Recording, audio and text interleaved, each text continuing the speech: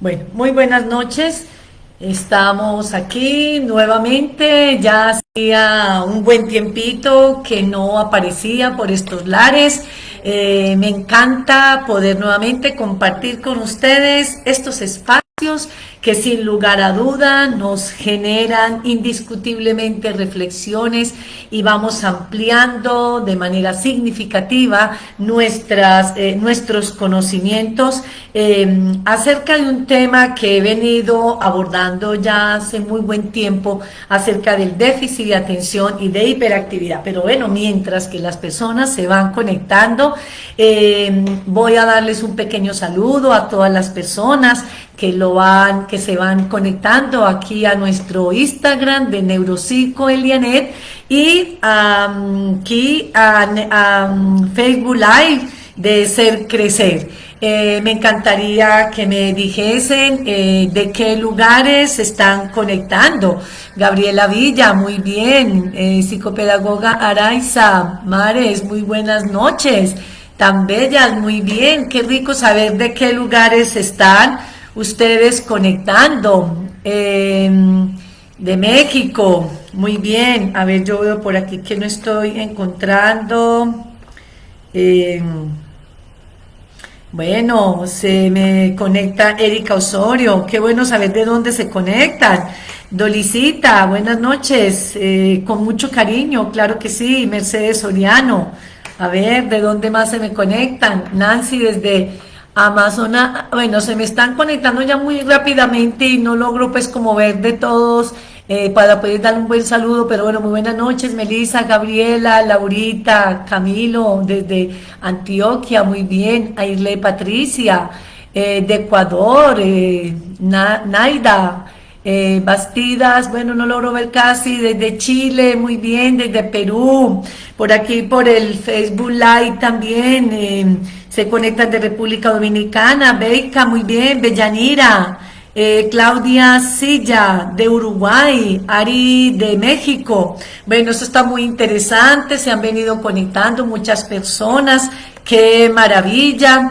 Les doy a todos ustedes un gran saludo, un fraternal saludo y muy contenta, muy emocionada de estar este momento, de compartir con ustedes este momento de reflexión. En el día de hoy he querido traerles de una manera muy particular una reflexión, porque muchos de mis seguidores me han estado haciendo infinidad de preguntas acerca de muchas inquietudes que han surgido en el mundo de cada uno de ustedes con respecto a creencias que muy posiblemente son más bien falsas creencias o falsos mitos para los cuales de alguna manera suelen confundir la condición real y natural que aqueja a una de las situaciones particulares que pudiésemos decir en el contexto de salud mental y en el componente estrictamente a nivel neurobiológico.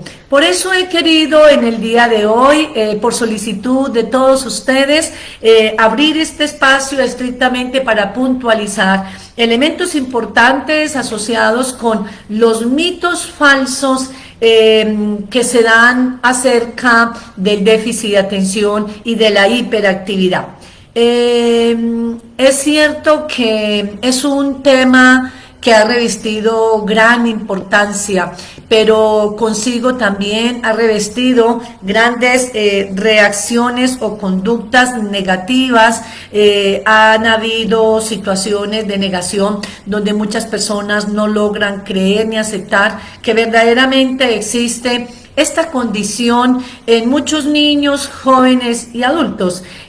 Por eso la razón de la existencia de este momento, o más bien de mi presencia en este momento a nivel reflexivo con respecto al tema que he querido tratarles en el día de hoy. Bueno, mientras que las personas se siguen conectando de México, de Chile, de El Salvador, de Ecuador, de Perú, de República Dominicana, de nuestra hermosa Colombia, de varias regiones, Bogotá, Medellín, Pereira, Cali, Armenia. Muy bien, Manizales, excelente. Bueno, bienvenidos a todos. Déjame, yo me presento un poquito. Mi nombre es Elianet Gómez, para quienes no me conocen.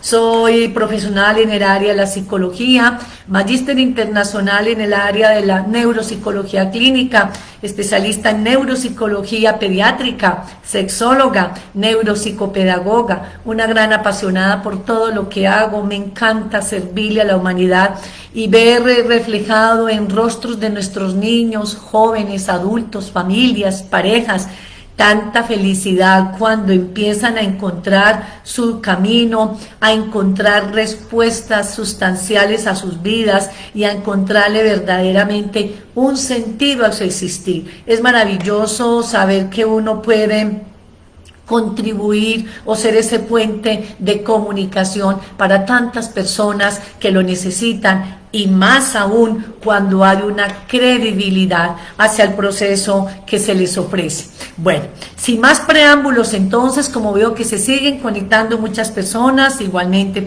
los sigo saludando de todo corazón.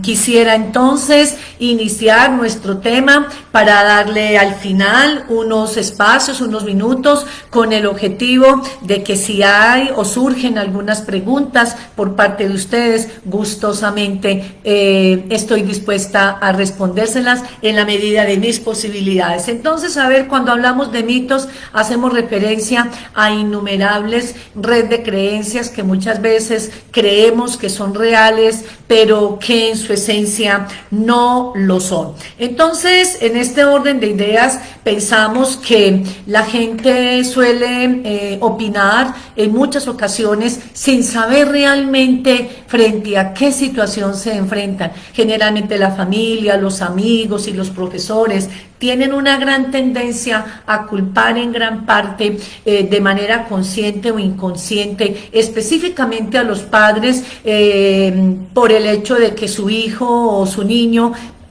esté presentando una condición de déficit de atención e hiperactividad. Pero yo podría decir que este podría constituirse más bien en una defensa natural ante una situación sustancialmente difícil en nuestros niños. Lo lógico entonces es lograr buscar una respuesta en un problema de los padres o de la familia, y no buscar y no encontrar opciones de solución para el mejoramiento de las condiciones de estas personas que padecen de manera sustancial dicha condición. Con esta masterclass, entonces, yo pretendo de alguna manera esclarecer algunos de estos falsos mitos. Son innumerables mitos, pero hoy quise traerles puntualmente 10 mitos falsos, con el fin de que reduzcamos fundamentalmente ese estigma del TDAH y de esa manera podamos entonces favorecer su reconocimiento y la detección de una manera a temprana,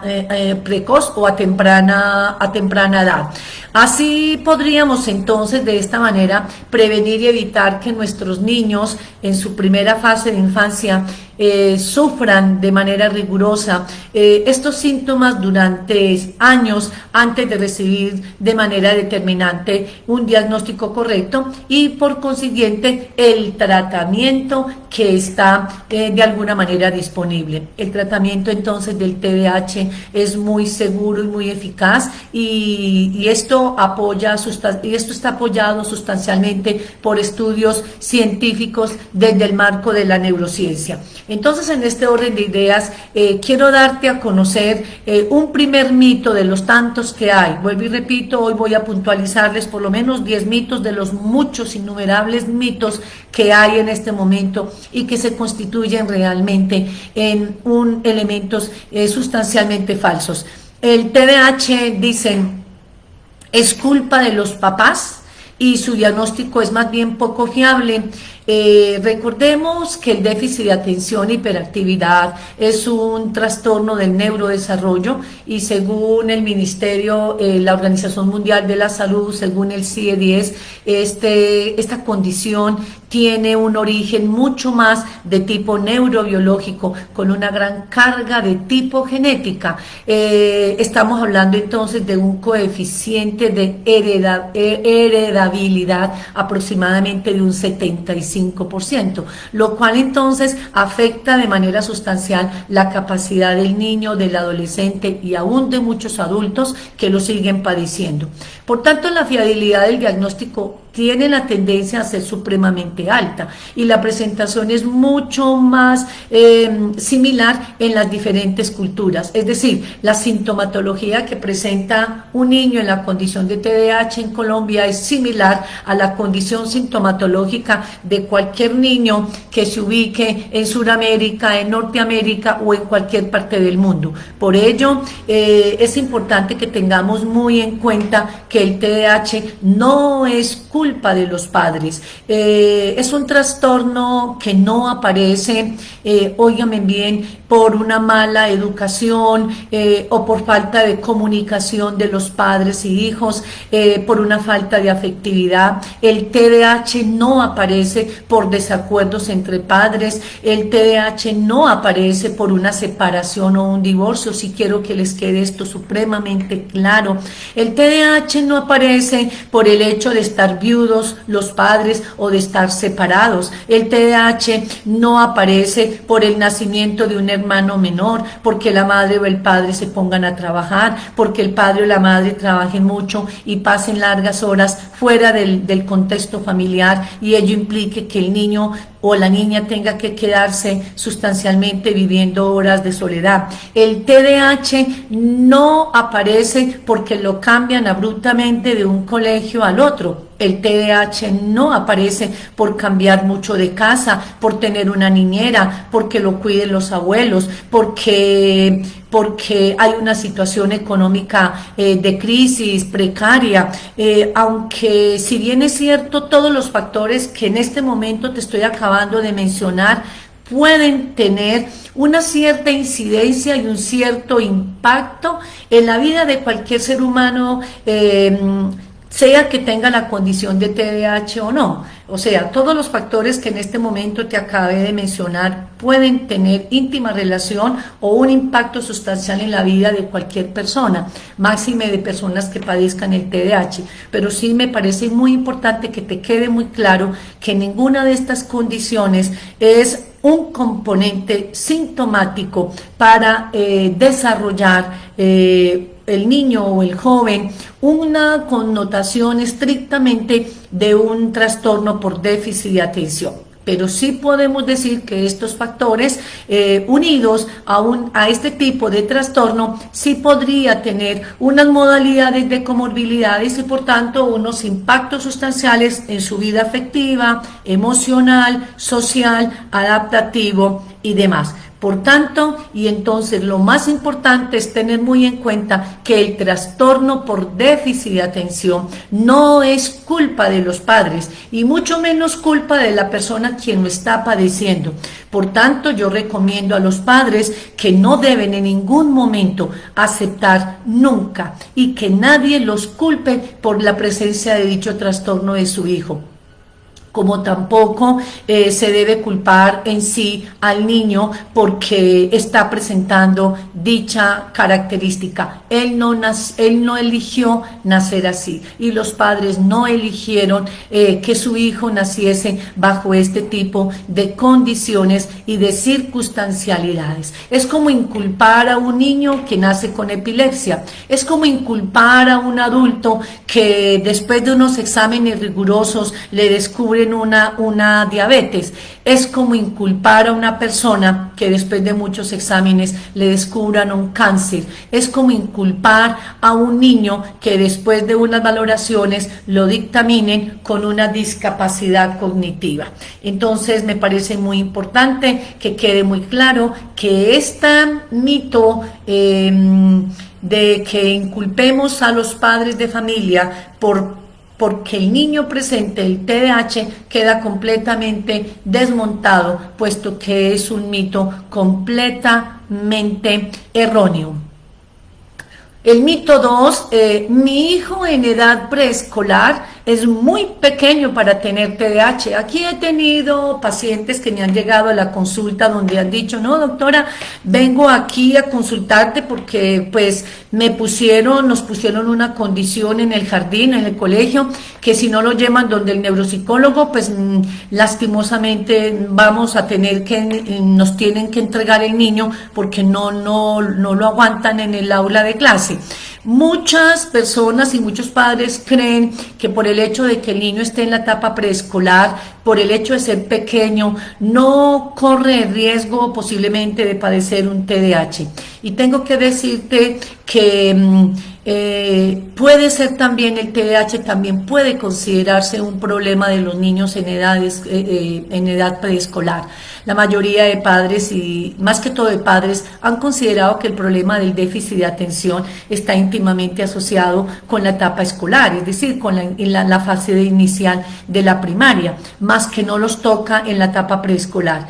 Pero el hecho de que aparezcan síntomas del TDAH y el diagnóstico de una afección puede ocurrir sin lugar a duda también en la etapa preescolar. A veces incluso los médicos tienen en algún momento cierta dificultad para poder determinar si un niño de 5 o 4 años puede tener sustancialmente la presencia de un TDAH. Sí es importante tener en cuenta que los comportamientos de un niño en la etapa preescolar muchas veces tienden a confundirnos en el sentido de que muchos son inquietos, muchos son demasiadamente activos, muchos manejan conductas de impulsividad y demás. Pero cuando este tipo de conductas se hacen de una manera persistente, en tiempo, en frecuencia y en intensidad, sí valdría la pena mirar qué está ocurriendo en el niño del preescolar, porque de alguna manera dichos comportamientos nos está posiblemente sugiriendo que hay alguna tendencia alterada de su disfuncionalidad en estos patrones de comportamiento. Dichas características pueden ser de hiperactividad y de impulsividad, y estas podrían ser también consideradas en una fase inicialmente hipotética de un posible trastorno por déficit de atención e hiperactividad, para lo cual se hace muy importante que en vez de etiquetar la condición de nuestro niño, aquí nos dice cuál es el especialista idóneo para dictaminar este trastorno. Pues yo considero que ahora con los nuevos avances científicos y con la existencia ya del campo de la neuropsicología pediátrica, que estamos pues prácticamente facultados para poder hacer una excelente exploración en el marco diagnóstico, donde impera la exploración de unos checklists según el CIE-10, el DMS-5, están estipulados una serie de características sintomáticas, y fuera de eso, los cuales deben ser desarrollados por los padres y obviamente por el contexto escolar a nivel del maestro, director del aula de clase, y fuera de eso un sinnúmero de pruebas en el marco del coeficiente intelectual, explorar pruebas neurocognitivas, indagar sus habilidades sociales, es decir, es un sinnúmero de componentes que hay que explorar previo a determinar un tipo de diagnóstico como este. Pero tengo que decirles que el diagnóstico sí se puede hacer de una manera objetiva a la edad de 5 o 6 años.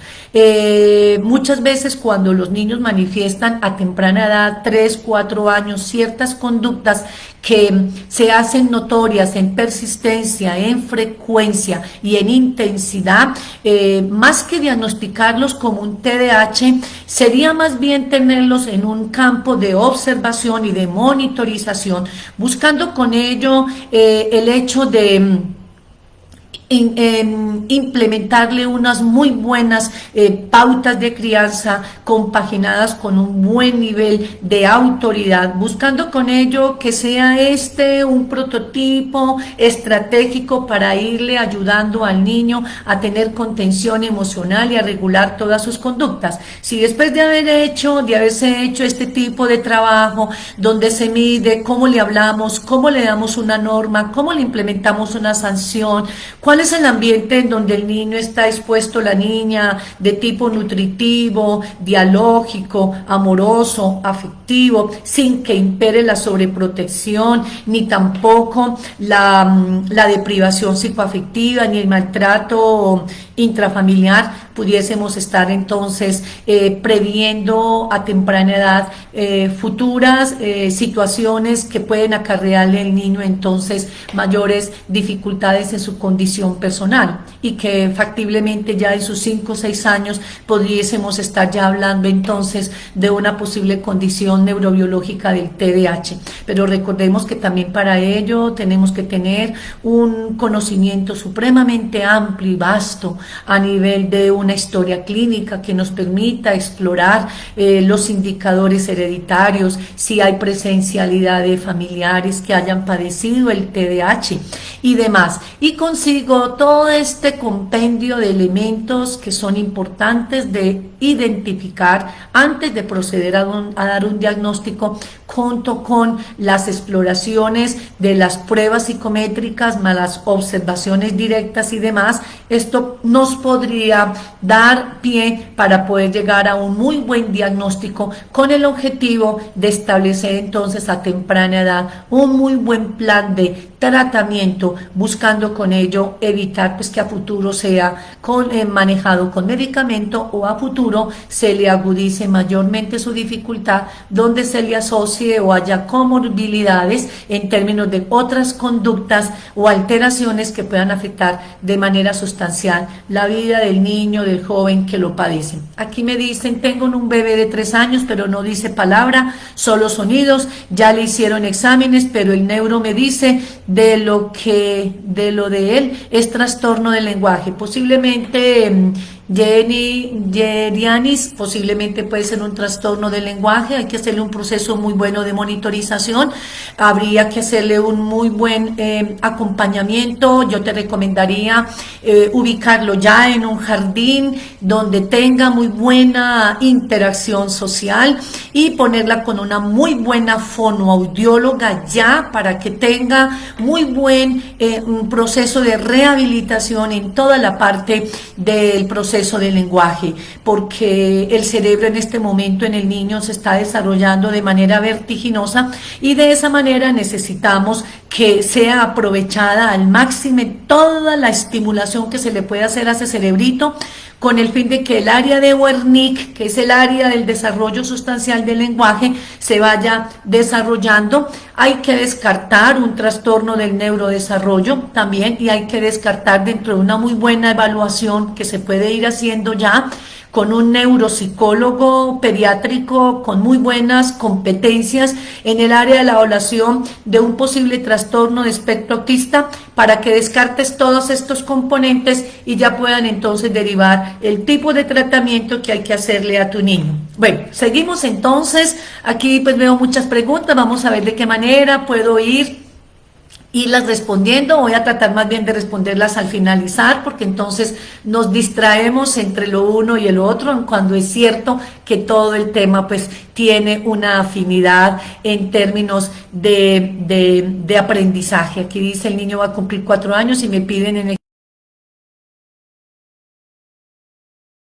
niño no debe ser llevado donde un psiquiatra a tan solo 4 añitos. Yo más bien te recomiendo, mamá, llévelo donde un buen psicólogo clínico infantil, para que haga una buena entrevista, conozca la situación familiar, cómo está siendo manejado el contexto familiar de tu niño, identificar en la historia clínica cuáles son los factores que están siendo incidentes en la situación emocional de nuestro niño, y ya una vez siendo muy bien valorado por un buen psicólogo clínico infantil, ya él con su diagnóstico determinará si es pertinente o no derivarlo ya de un psiquiatra. A psiquiatría se llevan en última instancia cuando los diagnósticos que se identifican tienen un nivel sustancialmente significativo y que de alguna manera revistan una gran gravedad, porque generalmente psiquiatría es sinónimo de medicamento y la experiencia mía me ha mostrado que no todas las dificultades que padecemos como seres humanos, específicamente en el campo del preescolar y de la primaria, de la segunda infancia, requieren en primera instancia psiquiatría, sin querer decir con ello que no sea válido. Pero primero se puede recurrir a otros profesionales, a otras estancias, con el objetivo de que ustedes como padres no entren en una situación de shock, de negación, de desesperanza y de depresión, porque lo que menos nos interesa es eso. Bueno, seguimos entonces con los mitos, vamos para el mito número 3, el TDAH no existe. Y yo te cuento que esta es una afirmación demasiadamente categórica que no puede tomarse como cierta. Una gran cantidad de científicos y de instituciones en el área clínica han venido a lo largo de muchas décadas avalando la condición del TDAH. Se considera entonces que la sintomatología está supremamente definida y que este componente sintomático es suficiente para poder diagnosticar dicho trastorno. Es como negar la existencia de un cuadro de esquizofrenia, es como negar la existencia de un cuadro de diabetes, es como negar la existencia de una discapacidad cognitiva, es como negar la existencia de una ceguera, es como negar la existencia de una úlcera gástrica. Entonces, en ese orden de ideas, por eso tan importante, cuando se tiene una sospecha de esta condición, pues lo primero que tenemos que hacer es dirigirnos hacia un profesional que sea completamente competitivo para que a través de su estudio psicométrico en el marco de la neurociencia y de la cientificidad pueda llegar a dar un excelente diagnóstico que permita esclarecer las condiciones de la persona quien posiblemente esté padeciendo esta situación y puedan entonces mirar de qué manera y cómo podemos abordarlo a temprana edad, buscando con ello el que haya un buen proceso psicoeducativo en el marco familiar y fuera de eso se le puede hacer una muy buena intervención adecuadamente a la persona que lo padece. No olvidemos que hay unos checklists cuyo referente es emanado por psiquiatría a nivel de la Organización Mundial de la Salud, por lo tanto, pues esto no está inventado, no es una cuestión supuestamente de negocio como muchas personas lo hacen ver. Cuando pues todo es un negocio, pero el déficit de atención no es inventado como negocio, el déficit de atención es una condición neurobiológica que tiene un alto componente, aproximadamente de un 76% de heredabilidad y que tiene una afectación de manera sustancial a nivel neurobiológico, entonces no puede ser una mentira. Lo que sí es cierto es que en el marco del CIE-10 ya no aparece allí la nomenclatura de TDAH, pero tú lo puedes ver, allí aparece como el F900 que da cuenta de una perturbación de la atención y de la conducta. Entonces, aquí en el CIE-10 tú no vas a encontrar la nomenclatura del TDAH, encuentra el F900 que da cuenta de la perturbación de la atención y de la conducta, que da cuenta de los tres componentes sintomáticos: inatención, impulsividad e hiperactividad. Y cuando ya hay un compromiso mayor a nivel biológico, llámese una disritmia cerebral o una afectación que compromete más todos los circuitos neurológicos, ya pudiésemos estar hablando más bien de un cuadro de hiperquinesia de conducta o un cuadro de hiperquinesia generalizada, que es allí donde sí ya necesitamos la valoración, el concepto de un médico en el campo de la neuropediatría o en su defecto también el concepto de un médico psiquiatra. Bueno, vámonos para el cuarto mito. El TDAH se cura con medicamentos. Si bien es cierto, los medicamentos para el TDAH no tienen el objetivo de curar.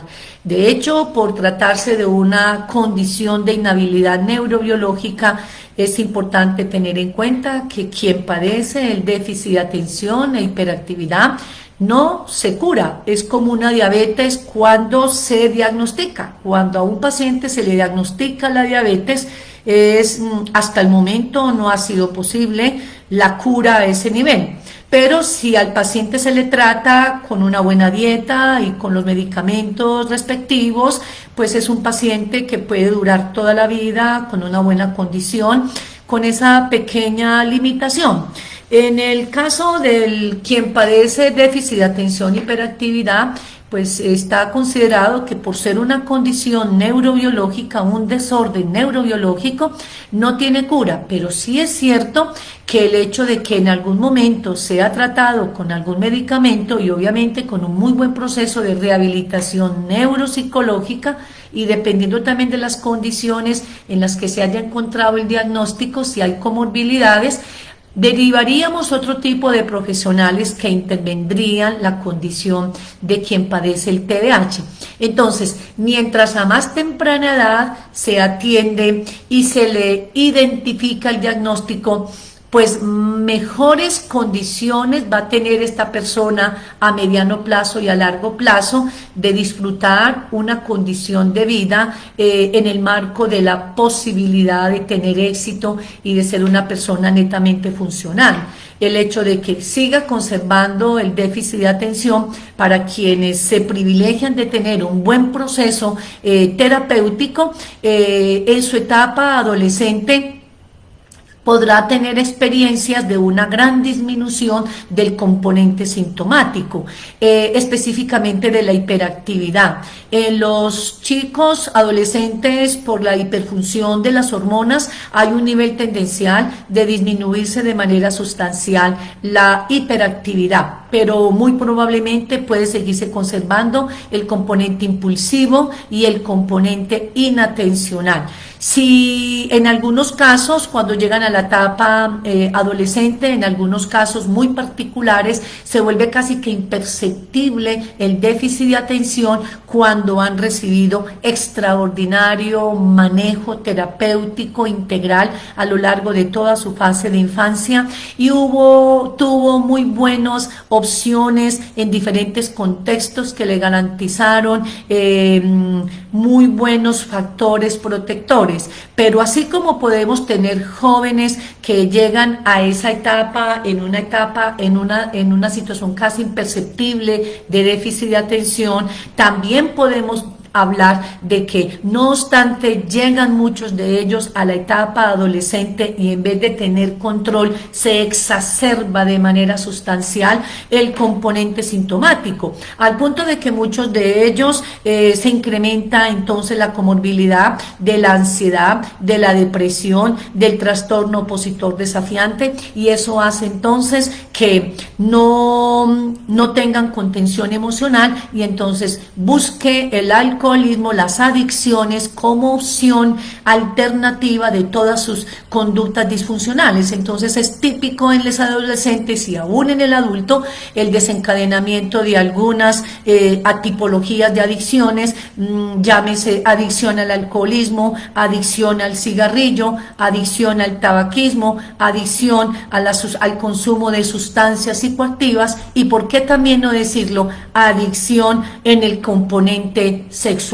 Entonces, cuando no son bien tratados, ese es el riesgo y el rigor que corren en la etapa adolescente y en su etapa adulta. Personas inestables emocionalmente, muy inteligentes, pero con poca capacidad de planeación, de programación, de organización, de planeación de sus conductas y de su vida, y esto hace que todo lo hagan de una manera desordenada, desorganizada, y por ende exija de ellos un desgaste mayor, implicando en ello entonces el desencadenamiento de la ansiedad, de la depresión y otra tipología de conductas disfuncionales como un trastorno disocial, un trastorno obsesivo compulsivo que suele desarrollarse también en algunos casos cuando el trabajo no se hace de una manera preventiva y oportuna. Entonces, ¿el TDAH se cura con medicamentos? No, el TDAH no se cura con medicamentos, pero sí es cierto que si llega el momento en donde se considera por parte del médico psiquiatra, del médico neurólogo, neuropediatra, la posibilidad de ser medicado, el objetivo no es de curar, sino que el objetivo es de tratar de controlar de manera sustancial los componentes sintomáticos, porque la ingestión de esta tipología de medicamentos ayudan a la liberación en gran cantidad de los niveles de dopamina, de serotonina, de noradrenalina y de norepinefrina, que son neurotransmisores sustancialmente importantes que generan todo un proceso de sinapsis neurológica, generando, y valga la redundancia, una mayor sinapsis cerebral, una mayor nivelación del circuito neurológico que le permite a ellos hacer más bien una interconexión de todos los procesos neurocognitivos. Entonces, eso permite que al haber unos mejores procesos de los circuitos neurológicos, pues ello permite entonces un incremento de la funcionalidad a nivel neurocognitiva y aún en los procesos comportamentales. El mito número 5 es si la medicación para el TDAH provoca adicción. Aquí me dice Camilo que hay que tener en cuenta al momento de abordar a un niño con TDAH. Ya te lo voy respondiendo, Camilo, a lo largo de toda mi exposición, para que entonces podamos avanzar, para cumplir siquiera pues con el objetivo de por lo menos los 10 mitos que traigo para analizar en el día de hoy con todos ustedes. Y en la finalización de mi intervención abrimos un espacecito porque veo que hay demasiadas preguntas y pues yo gustosamente trataré en la medida de las posibilidades de respondérselas. Sigamos entonces con el mito 5, si la medicación para el TDAH provoca adicción. Este tema de alguna manera, ha solido preocupar muchísimo a los padres de familia, y es la razón por la cual sienten un gran temor y hasta aversión y rechazo cuando el niño es llevado donde un psiquiatra, donde un médico pediatra, y de manera sustancial recomienda un metilfenidato, que es sinónimo de la Ritalina. Entonces dicen, no, doctor, es que yo no le doy el medicamento porque me he dado cuenta que mi sobrino tomó eso y se volvió adicto a la marihuana. No, eso no es cierto, eso es un falso mito, porque el metilfenidato, que da cuenta de la Ritalina, forma parte de los medicamentos o de los grupos anfetamínicos, pero a los chicos que se les suministra el medicamento del metilfenidato o Ritalina o Estratera o atomoxetina, cualquiera de estas sustancias químicas en dosis muy normales, para el TDAH y por vía estrictamente oral, no produce en ningún momento efectos euforizantes. Sí quiero que te quede muy claro la gran diferencia de cuando se consume una sustancia psicoactiva. El efecto inicial es de euforia. En este tipo de consumo de medicamentos para el control del TDAH, el efecto no es euforizante, el efecto es más bien de control inhibitorio de la conducta impulsiva y de la hiperactividad, porque libera altos niveles de dopamina y de serotonina. Entonces la serotonina es un neurotransmisor de la felicidad que le ayuda a disminuir a los niños los niveles de ansiedad y de tensión, y por ende de hiperactividad y de impulsividad. Y también hay liberación de los niveles de dopamina que regulan de manera sustancial toda la parte del circuito neurológico. Entonces, el metilfenidato, a ser tratado por vía oral para los niños que padecen el déficit de atención e hiperactividad, no podría causar entonces un efecto euforizante. Por ello, si se usa en chicos, sí es bueno que tengan en cuenta que si este metilfenidato no se lo suministraron al niño a temprana edad, llámese 6.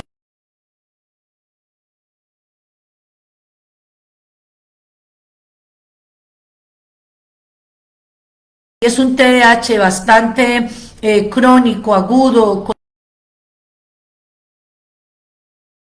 más, pues las dosis altas de metilfenidato podrían causar un efecto euforizante. Por ello, si se usa entonces en chicos con problemas de abuso de drogas o de alcohol, pues sin lugar a duda debe hacerse un muy buen proceso de monitorización y por ende un buen control con el médico quien lo recomienda, y el control debe hacerse directamente manejado por padres y que no sea manejado por el paciente que padece dicha dificultad.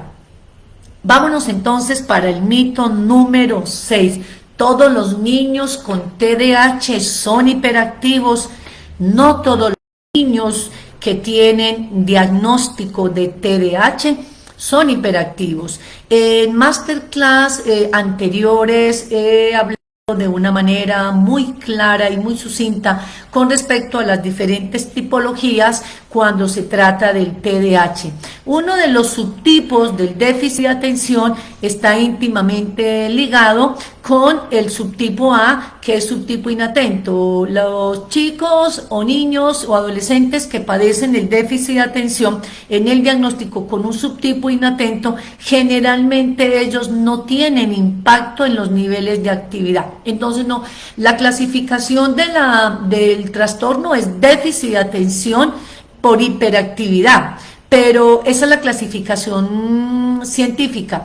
Pero el hecho de que se diera el diagnóstico TDAH, déficit de atención e hiperactividad, si el subtipo del paciente, después de haberse hecho una muy buena valoración neuropsicológica, el subtipo es inatento, estamos diciendo que el componente sintomático de él o de ella está más asociado con componentes de inatención. El niño que se distrae, que no logra sostener durante un lapso de tiempo consecutivo la atención, el niño que no culmina la tarea a tiempo, el niño que se le dificulta iniciar la tarea, el niño que se atrasa para escribir, el niño que se le pierde el hilo cuando está exponiendo algo, el niño que no logró comprender las 3, 4 órdenes que tú le diste. Ese es el tipo de niño que pudiésemos estar hablando de un subtipo inatento. En él muchas veces las conductas en el aula de clase pasan inclusive inadvertidas porque no tiene componente comportamental ni de hiperactividad ni impulsividad. Pero cuando estamos hablando de las otras dos subclasificaciones en donde hay también componentes sintomáticas de impulsividad y de hiperactividad, esa sería otra clasificación. Pero aquí lo que yo quiero que te quede claro es que si todos los niños que tienen TDAH son hiperactivos, y la respuesta es no todos. Actividad. Hay otro mito, el mito 7. ¿Los niños muy activos tienen TDAH? No, no todos los niños activos y enérgicos tienen TDAH. Recordemos que el exceso de energía no debería considerarse como algo problemático si logramos como padres, como madres, como familiares, como maestros, ayudárselos a canalizar muy bien. Por tanto, no hay que contenerle al niño, a la niña, el movimiento, porque al contenerle, al inhibirle el movimiento, le incrementamos de manera sustancial la atención. Entonces ahí lo que tenemos que hacer es buscar la manera para canalizarle muy bien la actividad, su energía, a través de actividades que sean muy productivas de su agrado, y entre ellos, por ejemplo, actividades de tipo deportiva, donde él o ella pueda generar mucho desgaste de energía o canalizar mucha energía. Vámonos para el mito número 8. El TDAH solo afecta en la niñez y desaparece en la adolescencia. Es cierto que algunos síntomas de hiperactividad, como bien les dije hace un ratico, pueden ir disminuyendo con la edad, específicamente cuando llegan en la etapa adolescente, transformándose en movimientos mucho más finos, mover el pie, dar golpecitos. Sin embargo, la inatención y específicamente la impulsividad pueden permanecer de manera inherente en la vida de los adolescentes y también obviamente en la vida de los adultos. Entonces, es importante que tengamos muy en cuenta, como ya te lo expliqué hace un rato, que la disminución de los síntomas dependen en gran parte de la intervención a temprana edad o de manera preventiva o a temprana edad para poderle trabajar todas las áreas neurocognitivas y todo el componente del comportamiento. Mientras a más temprana edad se identifique el diagnóstico y más rápido se le trabaje, menos riesgos tiene el niño cuando llegue a su etapa adolescente o la niña a derivar alteraciones altamente significativas. No quiero decir con ello que la condición desaparezca por completo, pero si bien es cierto que un niño bien estimulado, porque aquí los he tenido en mi consultorio, en mi clínica, mientras más reciban proceso terapéutico, con medicamento o sin medicamento, porque no todos necesitan la medicación, mientras más reciban estimulación, gracias a la plasticidad cerebral, de lo cual nos privilegiamos todos los seres humanos en nuestra condición neurobiológica, mientras más estimulados estén, menos riesgos tienen ellos de enfrentar una adolescencia caótica. Mientras menos estimulación a temprana edad, más riesgos en la etapa adolescente y mayores riesgos en la etapa de su vida de adultez. La condición de TDAH nunca desaparecerá porque es un desorden neurobiológico, pero sí se puede ir disminuyendo de manera sustancial los componentes sintomáticos, específicamente de impulsividad, de hiperactividad y aún de inatención, si ha recibido de una manera muy efectiva y muy adecuada todo el proceso de rehabilitación con los profesionales que ha requerido de acuerdo al diagnóstico encontrado. Vámonos para el mito número 9. Los síntomas de TDAH son leves. Se trata de una enfermedad falsa, fruto del poco aguante de los padres de hoy, del perfeccionismo y de las exigencias excesivas que en este pleno siglo XXI están teniendo. Es importante que tengamos muy bien en cuenta que el TDAH tiene un efecto sustancialmente negativo sobre una persona que lo padece, y máxime si no se le da la atención oportuna y efectiva.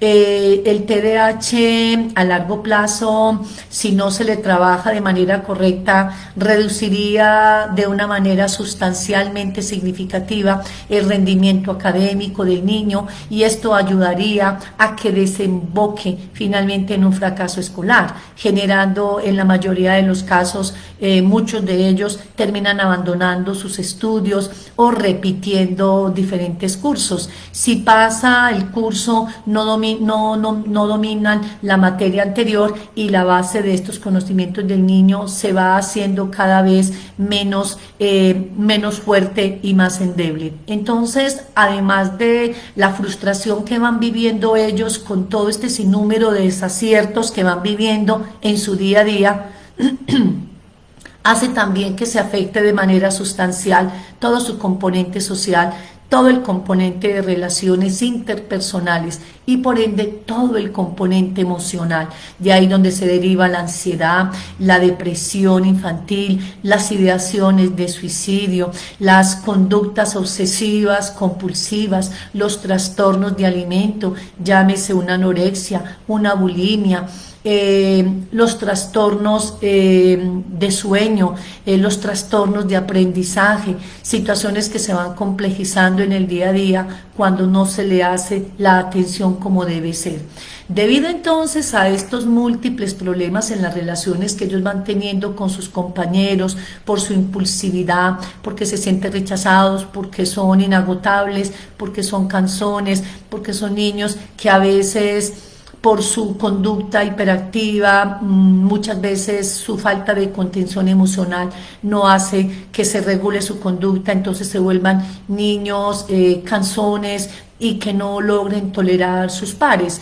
Entonces todo esto hace que de alguna manera tengan la experiencia de enfrentar situaciones de mucha soledad, donde se vean abocados a no tener amiguitos, al rechazo de ellos, o son amiguitos que son más bien poco duraderos, que las relaciones entre ellos con los otros pares son menos estrechas, los fracasos de repetidos, en los fracasos repetidos de colegios, las discusiones que tienen frecuentemente con los compañeros, con los amigos, los fracasos, los encontrones, las discusiones, las disputas permanentes que manejan con los padres de familia, por las malas notas, por el mal comportamiento, esos síntomas frecuentes que viven ellos en el día a día indiscutiblemente los lleva a desencadenar finalmente componentes sintomáticos de depresión. Yo tengo que decirte que en estos últimos tiempos, después de la pandemia, se ha venido agudizando, déjame decirte, de una manera increíble este componente sintomático del déficit de atención, pero no tanto es el déficit de atención como tal, sino todo lo que ha llevado consigo la comorbilidad, la depresión, muchos niños atendiendo con unos cuadros depresivos. La mayoría de niños no quieren vivir, la mayoría de niños de 9, 7 años le están perdiendo sentido a vivir y me preguntan, doctora, ¿yo para qué existo si soy una caspa? A mí no me interesa seguir viviendo. Ya llevo 9 años en esta lucha, he perdido 3 años, en mi casa no me soportan, mis amigos no me quieren, me expulsan de los colegios, yo no quepo en ninguna parte. Luego, ¿para qué existo? Si yo permito vivir más, ¿qué va a ser de mi vida cuando tenga 13, 14, 15, 19? Tú no te canses de imaginar el dolor. Se me pone a mí los pelos de punta y consigo el dolor interno de ese niño, de ese joven, de ese adolescente, de ese adulto que viene aquí con ese sentimiento de infravaloración, de deseo de muerte, de deseo de acabar con su existencia y de no seguir luchando más.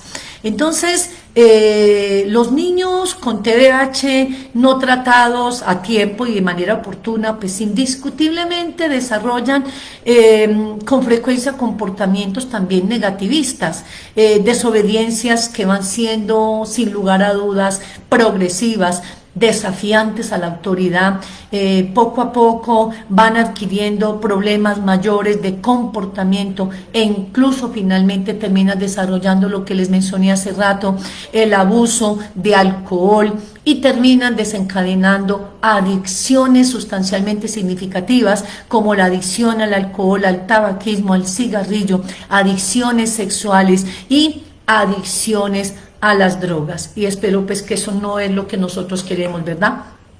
Y ya para terminar, ¿los medicamentos son la única manera de tratar el TDAH? No, los medicamentos no son la única manera de tratar el TDAH. De hecho, en Ser Crecer diseñé un método que se llama método EMPEMED, entrenamiento neuropsicopedagógico para el manejo del déficit de atención e hiperactividad, y con muchos de nuestros pacientes que llegan acá inclusive medicados hasta con 4 medicamentos, metilfenidato, escitalopram, risperidona y la quetiapina para dormir en la noche, un muchachito de 7 años con todo ese viajado de medicamentos, déjame decirte que si bien es cierto puede ser una opción, no será la única. Entonces yo aquí les presento la idea a los padres de una nueva opción terapéutica, y tengo para decirte que cuando implementamos todas las fases del método EMPEMED, muchos pacientes, por no decir su mayoría, no terminan requiriendo la medicación porque a través de ejercicios de gimnasia cerebral, de entrenamiento de la inteligencia emocional, a través del entrenamiento del pensamiento reflexivo, del pensamiento analógico, a través del entrenamiento de respiración diafragmático, a través del entrenamiento de procesos neurocognitivos para mejorar la memoria operativa, la atención, la concentración, la corporeidad, a través de la técnica del mindfulness, de la respiración diafragmática, de la relajación física, de la relajación mental, a través de la meditación, a través de muchas técnicas cognitivas, conductuales, he podido y hemos podido sacar muchos niños y jóvenes adelante con el aditivo que mejoran sustancialmente su componente emocional, que es lo que más impacta la vida de ellos, como es la depresión y la ansiedad. Entonces, este mito 10, que si solamente los medicamentos son la única manera de tratar el TDAH, está comprobado científicamente, y desde mi propia experiencia en mis 35 años, no es necesario siempre la medicación. La medicación puede considerarse como una opción alternativa, y si bien es cierta, en muchos casos, de acuerdo al diagnóstico, sí es requisitivo la medicación. Pero tengo para decirte que una medicación sin tratamiento alterno es como un barco sin timón, y un tratamiento terapéutico sin un buen compromiso intrafamiliar, donde también se involucre obviamente el contexto educativo, es como tener un barco con timón pero sin un ancla en donde parar, en donde debe anclarse.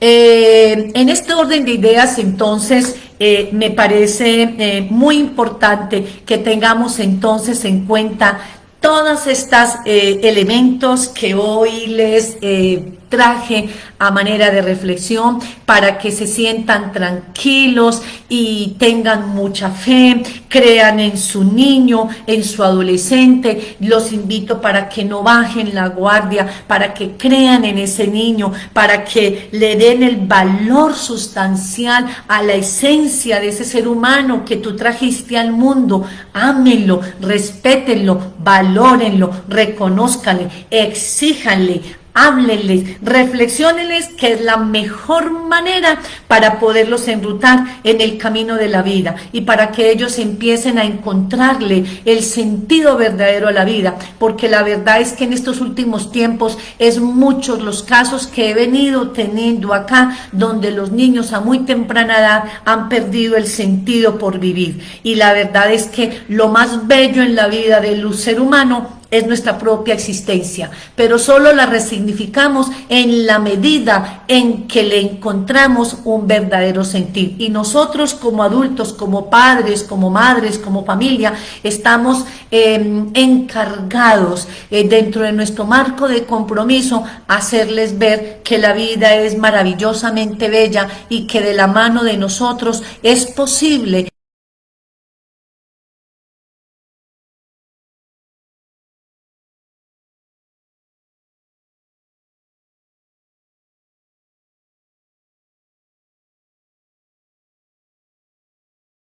Yo te recomiendo, primero que todo, busque un neuropsicólogo para que le haga una muy buena historia clínica, él le haga una muy buena valoración neuropsicológica, y detrás de ese diagnóstico ya él pueda determinar cuál es el plan a seguir.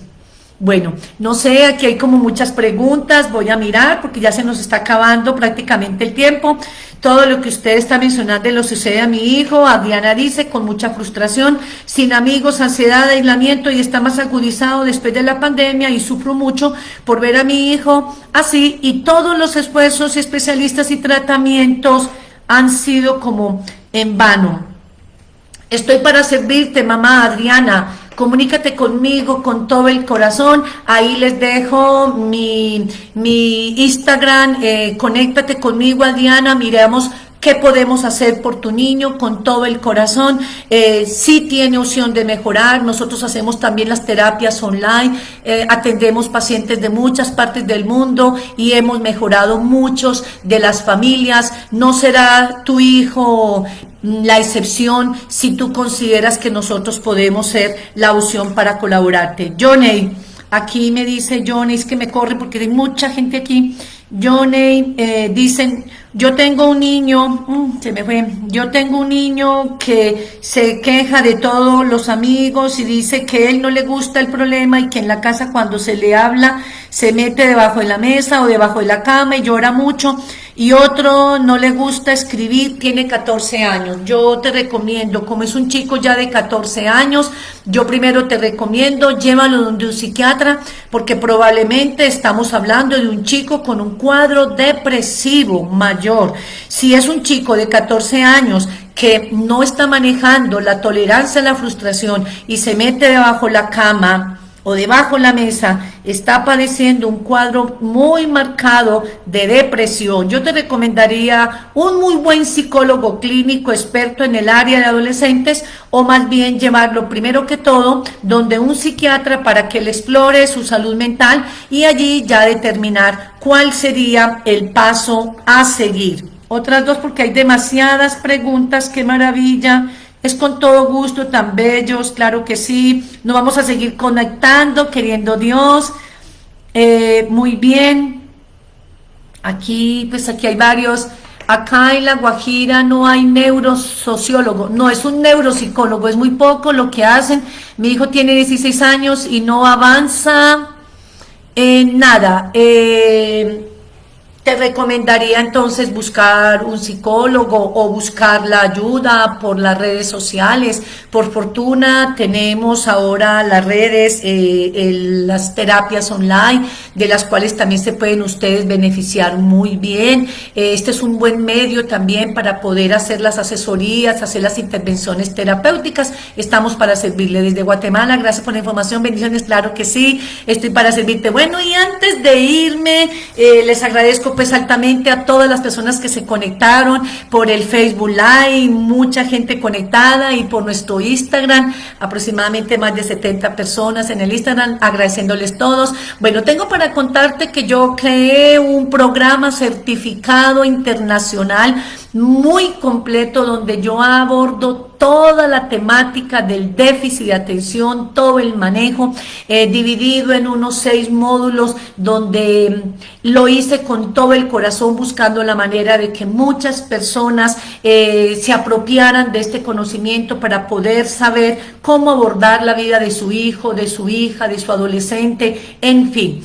No he lanzado todavía el programa de manera oficial, pero pues veo aquí muchas personas en este momento unidas a este maravilloso encuentro. Entonces voy a hacerles una invitación muy, yo no sé, se me ocurre, voy a hacerles una invitación de manera muy particular y muy especial. Voy a abrir en este momento, diría yo, 5 cupos, solamente voy a abrir 5 cupos para las primeras 5 personas que en este momento decidan adquirir el programa certificado para el manejo del déficit de atención e hiperactividad a un precio irresistible.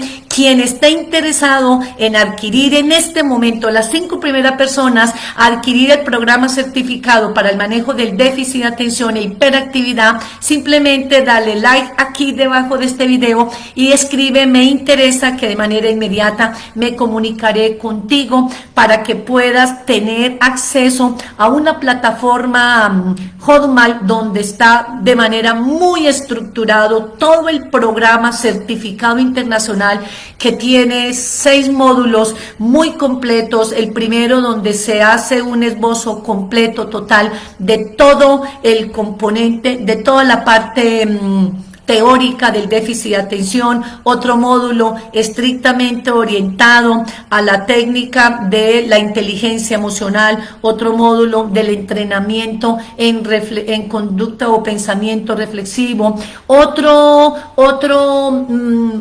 módulo orientado específicamente a entrenamiento cognitivo conductual para la regulación de las conductas disfuncionales en la casa, en el colegio, otro módulo estrictamente orientado a un enfoque terapéutico para el manejo de todas las áreas neurocognitivas, atención, concentración, memoria, toda el área de la sensorialidad, otro módulo estrictamente para hacer entrenamiento de los niveles de concienciación en el marco de mindfulness, de muchos ejercicios de relajación, de entrenamiento de respiración diafragmática, hay más de unos 50 ejercicios.